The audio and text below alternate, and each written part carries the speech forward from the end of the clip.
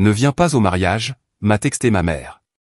Toi et tes enfants, vous ne faites que créer un malaise. Mon frère a réagi avec un emoji mort de rire. J'ai répondu, alors vous n'aurez pas besoin de ma carte pour la salle.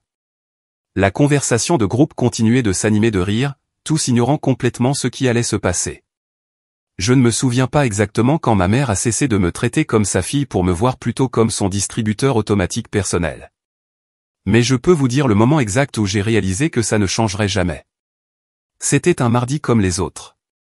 J'étais dans la file d'attente à la pharmacie, mon plus jeune enfant malade à la maison, un antibiotique à $140 à la main, quand mon téléphone a vibré, affichant une notification de la conversation de groupe familial.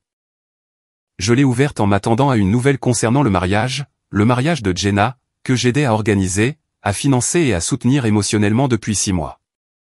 Mais non, il n'y avait aucune salutation, aucune explication, aucun avertissement. Ne viens pas au mariage. Toi et tes enfants, vous ne faites que créer un malaise.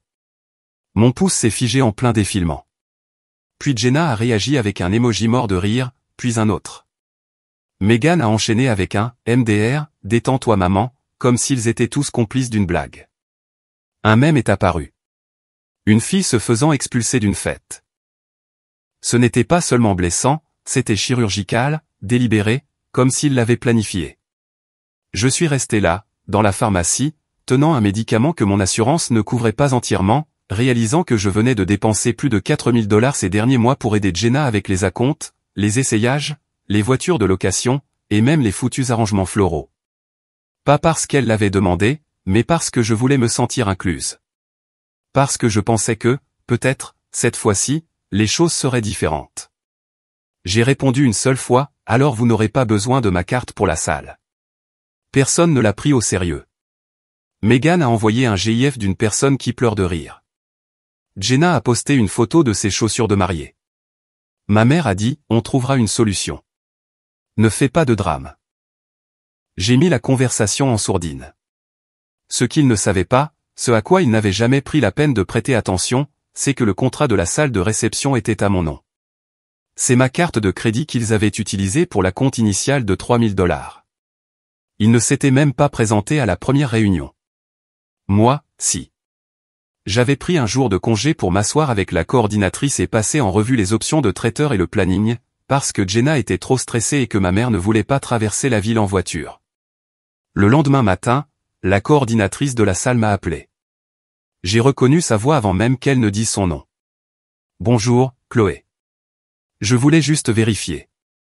Quelqu'un de votre groupe a essayé de faire le paiement final, mais il n'est pas passé. Et comme vous êtes la titulaire principale du contrat.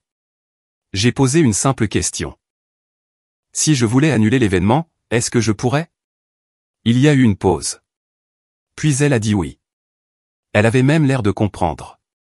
J'ai annulé sur le champ, puis j'ai fait une nouvelle réservation. Même date, même créneau horaire, événement différent, un renouvellement de vœux discret pour mes amies Carla et Denise, 2 femmes que je connais depuis l'université, qui s'étaient mariées en secret pendant le Covid et n'avaient jamais eu la célébration qu'elles méritaient. Elles ne m'ont pas cru au début quand j'ai proposé de tout financer. Je leur ai dit que j'avais besoin d'une raison de me sentir bien à nouveau. Elles ont pleuré. Le lendemain à midi, Megan a envoyé un message dans le groupe, « Pourquoi la salle dit que la réservation a été annulée ?» Puis Jenna a enchaîné, « Qu'est-ce qui se passe ?»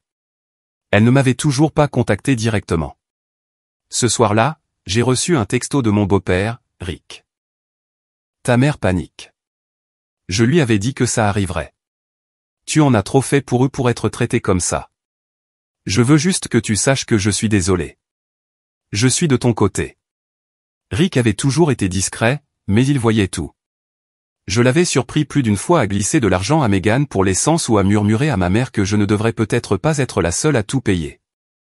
Ce n'est pas mon père biologique. Mais c'est la seule figure paternelle que j'ai jamais eue. Le seul qui m'ait aidé à déménager quand j'ai divorcé. Le seul qui soit venu au match de foot de mon fils. Le seul qui ait vraiment remarqué quand j'ai perdu 10 kilos à cause du stress l'année dernière. Je lui ai dit qu'il n'avait pas à s'en mêler. Il a répondu quelque chose qui m'a secoué, « Si elle ne commence pas à mieux te traiter, je ne sais pas si je peux rester dans ce mariage. J'en ai assez. » C'est là que j'ai réalisé que ce n'était plus seulement mon combat. Elle pensait que j'allais jouer le paillasson comme toujours. Sourire, suivre, faire un autre chèque. Mais elle n'avait aucune idée de ce qui les attendait. Elle pensait que je ne ferais rien. Elle ne savait pas que j'avais déjà agi. Le jeudi matin, la conversation de groupe était devenue silencieuse. C'était presque drôle. 2 jours plus tôt, elle s'étouffait presque de rire, s'envoyant des GIFs et des blagues privées, et parlant de moi comme si je n'étais pas dans le chat. Mais maintenant, le silence. Pas un seul message demandant ce qui s'était passé. Personne n'admettant avoir fait une erreur. Pas même Jenna, qui avait le plus à perdre. J'ai attendu. Pas par vengeance. Du moins, pas au début. J'étais curieuse. Je voulais voir combien de temps elle prétendrait que tout allait bien. Elle savait que le mariage était annulé. C'était obligé. Jenna vérifiait obsessionnellement l'Instagram de cette salle depuis des semaines. Sa styliste les suivait. Son fleuriste les avait tagués dans une story. Il était impossible qu'elle ait manqué l'annonce lorsque la salle a publié publiquement qu'un nouvel événement privé avait été ajouté pour le 19 octobre et que ce n'était plus son mariage. Donc, elles n'ont rien dit. Le vendredi est passé. Rien. Puis le samedi matin, j'ai vu la première vraie fissure dans leur petite comédie. Meghan m'a écrit directement. Salut, question bizarre. Sais-tu pourquoi la salle dit que notre événement n'est plus au calendrier? Jenna panique un peu. Un peu. Je n'ai pas répondu. Quelques heures plus tard, j'ai reçu un appel d'un numéro que je ne reconnaissais pas. C'était le fleuriste que Jenna avait engagé. Il avait l'air confus. Il a dit qu'une certaine Angela, ma mère, avait essayé de payer la facture finale, mais que la compte n'avait pas été encaissée. Il m'a demandé si j'étais toujours la personne de contact. Je lui ai dit non, que je n'étais plus impliqué. Puis j'ai bloqué son numéro. Le samedi soir, Jenna a craqué. Elle nous a envoyé un texto, à Meghan, ma mère et moi, dans un nouveau groupe intitulé « Opération Reconstruire le plan ». Comme si nous lancions une opération militaire. Son premier message, j'ai fini de jouer. Que quelqu'un me dise ce qui se passe avec mon mariage, bordel. Puis les appels ont commencé. Je les ai ignorés. J'ai finalement décroché quand ma mère a appelé sur le téléphone fixe de la maison, ce qu'elle n'avait pas fait depuis des années. J'ai supposé que ça devait être grave. Elle n'a même pas essayé d'y aller en douceur. Pas d'excuses, pas de reconnaissance de ce qu'elle avait dit. Juste des accusations. Tu as saboté le mariage de ta sœur. Comment peux-tu être aussi mesquine? Je n'ai pas répondu comme elle s'y attendait. Je lui ai juste posé une question. Étais-je encore invité? Elle a essayé de retourner la situation. A dit que c'était un malentendu. Que j'avais pris son message trop au pied de la lettre. Qu'elle était stressée. Qu'elle voulait dire que je devais venir plus tard, pas manquer le mariage entièrement. Elle a blâmé Jenna, disant qu'elle était à fleur de peau à cause de ses hormones. Puis elle m'a blâmé moi, disant que je faisais du cinéma. J'ai raccroché. Ce soir-là, Rick m'a envoyé un texto, ça va? Je prends juste des nouvelles. Je lui ai dit la vérité, que je n'étais pas triste. Je n'étais même pas en colère. Je me sentais juste vidé, comme si quelque chose en moi s'était finalement éteint et que je n'avais pas envie de le rallumer. Il m'a demandé si j'avais le temps pour un café le lendemain matin. Nous nous sommes retrouvés dans un endroit calme du centre-ville. Il avait l'air épuisé. Il a dit qu'il dormait dans la chambre d'amis, que la maison était devenue un vrai cirque. Ma mère était furieuse. Jenna était hystérique et Meghan essayait de jouer les médiatrices tout en me blâmant secrètement. Puis il s'est penché et a dit quelque chose auquel je ne m'attendais pas, si ta mère ne change pas, je ne sais pas combien de temps je pourrai continuer comme ça. Je ne l'ai pas épousée pour la regarder détruire sa propre fille. Je ne savais pas quoi dire. Rick n'avait jamais parlé comme ça avant. Il était toujours le pacificateur, le type en retrait, mais maintenant il était en colère. Il m'a dit que Jenna avait passé les 2 derniers jours à appeler toutes les salles de réception dans un rayon de 100 km. Tout était complet. Elle a finalement trouvé un endroit, une salle de banquet bas de gamme en périphérie de la ville. Le genre d'endroit qui sentait la lasagne surgelée et avait des chaises en plastique qui grinçaient quand on s'asseyait. Elle n'avait pas eu d'autre choix que de l'accepter. Et la seule date disponible, un mercredi, 2 semaines plus tard. J'ai ri. Je n'ai pas pu m'en empêcher. Rick a souri un peu. Puis il a dit, je lui ai dit de ne pas s'attendre à ce que je paie un centime si elle ne s'excusait pas. Elle a dit que j'étais manipulé par toi. Je lui ai demandé ce qu'il avait répondu. Il a haussé les épaules. J'ai dit, non, je commence enfin à faire attention. Le dimanche soir, Jenna avait changé sa biographie sur Instagram. Il n'y avait plus écrit « Futur marié du 19 octobre ». Maintenant, c'était « Presque Madame Cœur Rouge ». J'ai parcouru son fil d'actualité. La moitié des prestataires avaient disparu. La maquilleuse avait annulé. Le photographe était déjà pris à la nouvelle date. Il faisait semblant que tout allait bien. J'aurais pu leur dire la vérité. Que ça n'allait jamais aller bien. Qu'ils avaient franchi une ligne qu'ils ne pouvaient pas effacer. Mais je n'ai rien dit. Ils pensaient encore que j'étais juste blessé. Ils ne savaient pas que j'en avais fini. La nouvelle salle ressemblait à quelque chose tiré d'un prospectus de soirée bingo. Jenna n'a pas posté de photo, mais je l'ai vu. Megan a tagué le mauvais compte en téléchargeant une photo floue de l'entrée. Mur beige, chaise pliante, ces tables rondes qui tangent si on s'appuie trop fort dessus avec les coudes.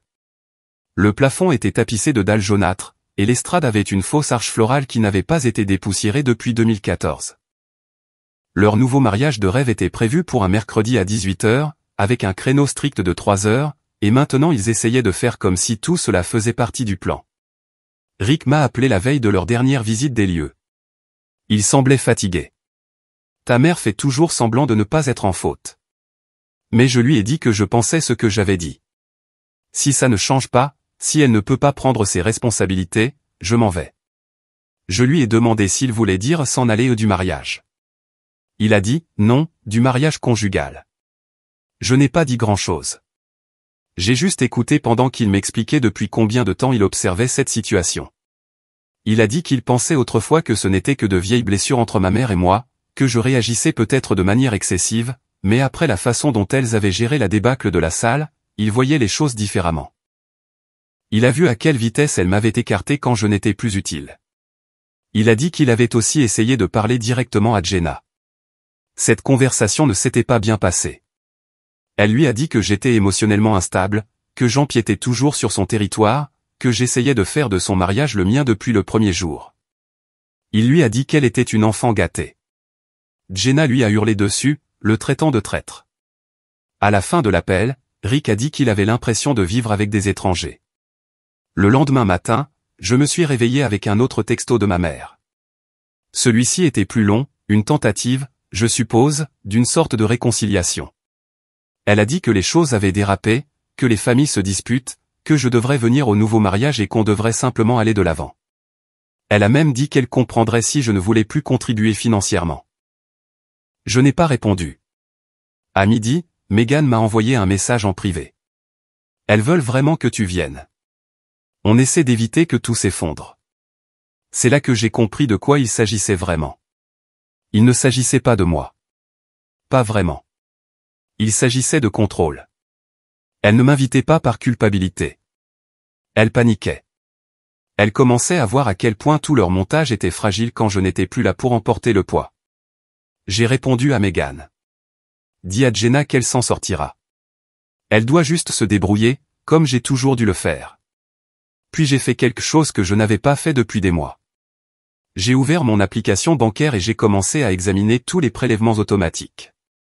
La location de la robe de mariée avancée pour Megan. La voiture de location que Jenna utilisait pour transporter les décorations, également à mon nom. J'ai programmé son retour pour le lendemain matin.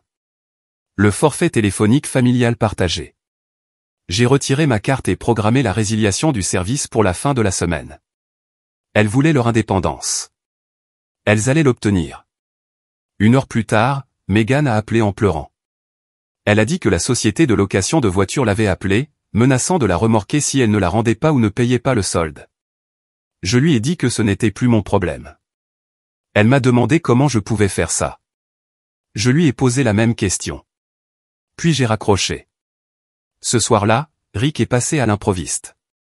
Il a apporté une petite boîte avec des affaires que j'avais laissées chez eux. De vieilles photos, quelques livres, un pull que j'avais oublié. Il a dit qu'il voulait me les rendre avant que les choses ne s'enveniment davantage. Puis il m'a dit quelque chose que je n'attendais pas. J'ai contracté un prêt, 15 000 $, juste assez pour qu'elle puisse s'en sortir avec le mariage. Il l'a dit comme si ça lui faisait mal, parce que c'était le cas. Je ne lui ai pas dit qu'il faisait une erreur. Je savais pourquoi il le faisait. Il espérait encore pouvoir maintenir la famille unie, même si elle se fissurait entre ses mains.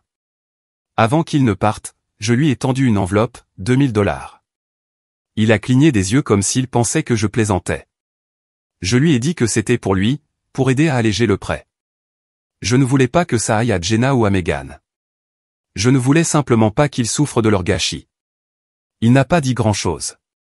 Il a juste hoché la tête, a tenu l'enveloppe, et avait l'air plus épuisé que je ne l'avais jamais vu.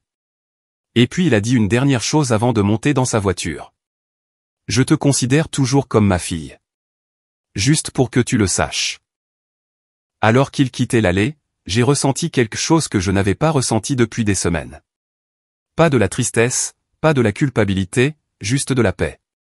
Le mariage a eu lieu le mercredi soir, une journée maussade et couverte. Il a plu vers 16 heures, puis s'est arrêté juste assez longtemps pour que tout le monde soit trempé et agacé, avant que le ciel ne reste gris et lourd. Je n'y étais pas, mais j'ai tout vu. Pas parce que je le voulais, mais parce que des gens m'ont envoyé des choses. Des amis, des cousins éloignés, même l'un des prestataires qui me suivait depuis le début de la planification. Ils étaient tous discrètement confus, se demandant pourquoi je n'étais pas là. Certains pensaient que j'étais malade. D'autres supposaient que je devais être en voyage, mais je savais ce qu'ils demandaient vraiment, que s'est-il passé? Je n'ai pas répondu. J'ai laissé les photos et les stories arriver comme une fuite lente. La salle était pire que prévu. Une longue pièce avec un sol carrelé, du genre qu'on lave avec un balai-brosse. La moitié des invités sont arrivés en retard à cause de l'horaire.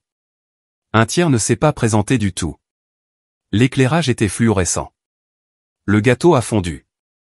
Personne n'avait apporté d'enceinte de secours, donc la musique n'arrêtait pas de couper. Il n'y avait pas de maître de cérémonie, juste Meghan essayant de crier par-dessus le bruit et d'applaudir pour lancer les danses. Mais le meilleur, le lancer du bouquet a été écourté quand une ex-amie de Jenna, quelqu'un qu'elle n'avait pas invité mais qui s'était pointé avec un autre invité, a attrapé le bouquet et a crié « Dommage que le marié m'envoie encore des messages. » Ouais, c'est vraiment arrivé. Apparemment, ça a créé une scène. Jenna s'est enfuie aux toilettes. La musique s'est arrêtée. Certains ont ri. D'autres ont essayé de couvrir l'incident, mais le mal était fait. Rick m'a envoyé un texto plus tard dans la nuit. C'était un désastre. Je voulais juste que tu le saches. Je n'ai même pas répondu tout de suite. J'ai attendu le lendemain matin. Puis j'ai juste envoyé, il a essayé. C'est plus qu'elle ne méritait. Il a appelé. Il a dit que Jenna était dans le déni. Ma mère n'arrêtait pas de dire que c'était juste de la malchance. Que la pluie avait gâché l'ambiance. Que les gens étaient jaloux de l'assurance de Jenna. Il semblait de nouveau fatigué. Mais quelque chose avait changé dans sa voix. Puis il m'a dit quelque chose que je n'avais jamais entendu auparavant. Après l'incident avec l'ex-amie, Jenna et ma mère l'ont entraîné dans la cuisine de la salle et l'ont blâmé. Elles ont dit qu'il avait invité les mauvaises personnes, que c'était de sa faute s'il n'avait pas contrôlé la liste des invités, s'il n'avait pas payé plus, s'il n'avait pas été à la hauteur. C'est là qu'il a craqué. Vous n'avez pas le droit de me blâmer pour ce mariage. Vous vous êtes détruite toute seule. Il leur a dit, vous avez repoussé la seule personne qui maintenait tout à flot. Chloé a fait plus que n'importe lequel d'entre vous, et vous avez brûlé ce pont pour rien. Il a dit que le visage de Jenna était vide. Comme si elle ne comprenait pas ce qu'il voulait dire. Comme si elle ne pouvait pas intégrer le fait que j'étais parti et que tout s'était quand même effondré. Mais ma mère, elle est restée silencieuse, n'a rien dit, s'est juste éloignée. Rick est parti cette nuit-là avant le nettoyage. Il a dit qu'il n'allait pas frotter les sols pour un mariage qu'il avait rejeté. Puis est arrivée la chose la plus inattendue. Le lendemain après-midi, un message de Jenna. La première fois qu'elle me contactait directement depuis la rupture. Tu dois être si fier de toi. Tout le monde parle de ton absence, de ta froideur. J'imagine que tu as enfin eu l'attention que tu voulais. C'est là que j'ai su. Elle n'avait toujours pas compris. Elle pensait toujours que c'était une question d'amertume, de mesquinerie ou de jalousie de ma part. Elle ne pouvait pas voir que ce n'était pas une vengeance. C'était une libération. Je ne lui ai pas répondu. Mais 2 jours plus tard, Rick m'a envoyé un autre message. Juste 2 mots. Je pars. Je l'ai appelé, incertaine d'avoir bien lu. Il m'a dit qu'il en avait fini. Il avait fait une valise et logeait chez un ami pour le moment. Il a dit que le prêt était sa responsabilité et qu'il s'en occuperait, mais qu'il n'allait pas vivre dans une maison où il était traité comme un méchant pour avoir essayé d'être décent. Il m'a aussi dit autre chose. Il avait ajouté mon nom comme bénéficiaire secondaire sur sa police d'assurance. Tu es la seule qui m'ait jamais traité comme un membre de la famille.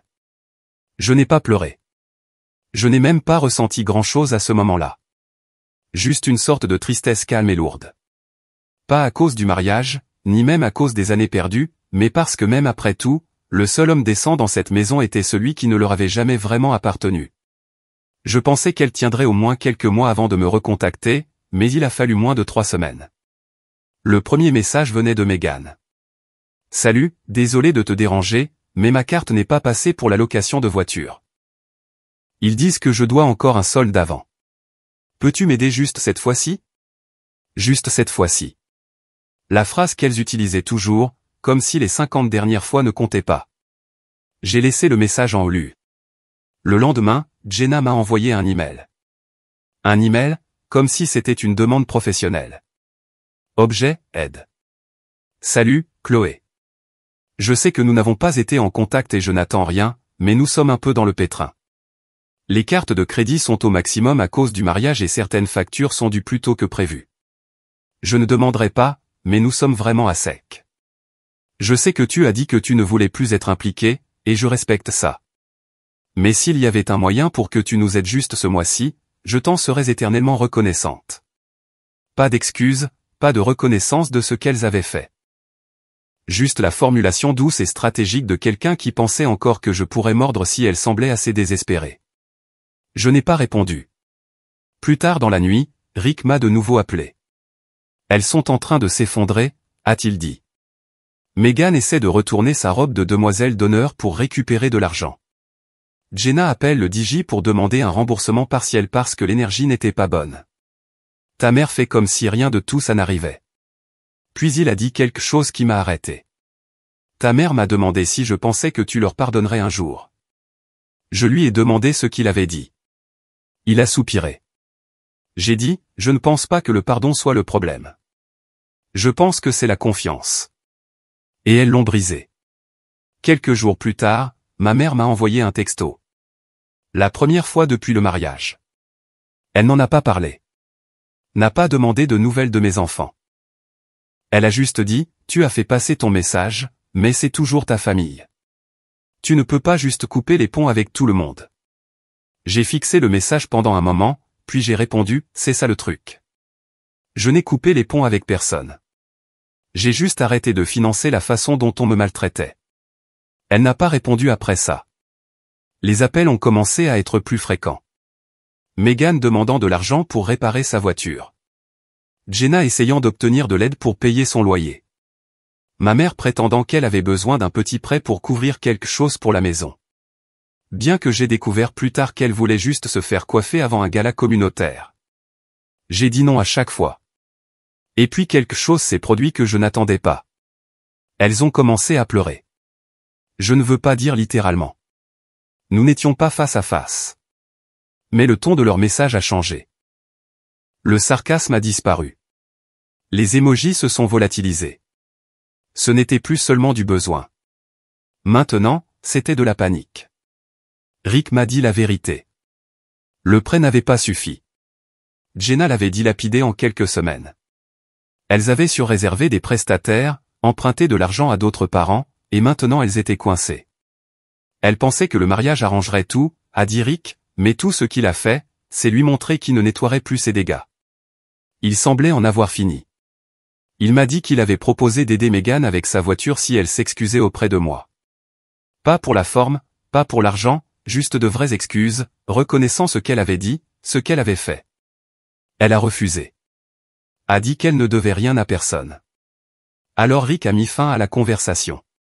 Il m'a dit qu'il emménageait dans un condo la semaine suivante, un petit 2 pièces au centre-ville.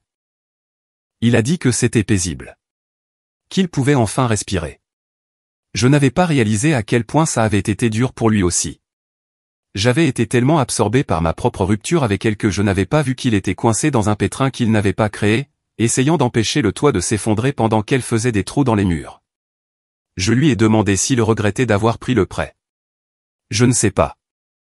Parce que ça m'a apporté de la clarté. J'ai vu ce qui comptait, et ce n'était pas elle.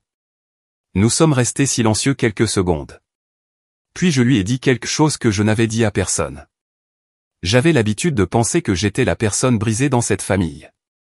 Que si j'aidais plus, payais plus, continuais à être présente, je serais enfin acceptée.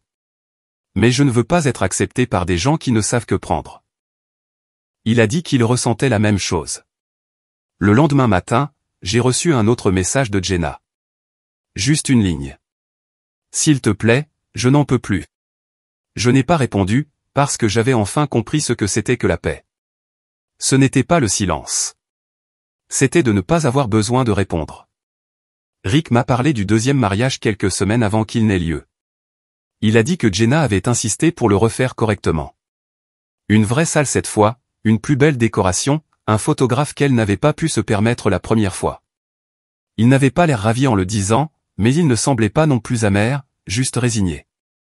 Il a dit qu'il allait couvrir les frais lui-même. Pour repartir à zéro, comme il disait.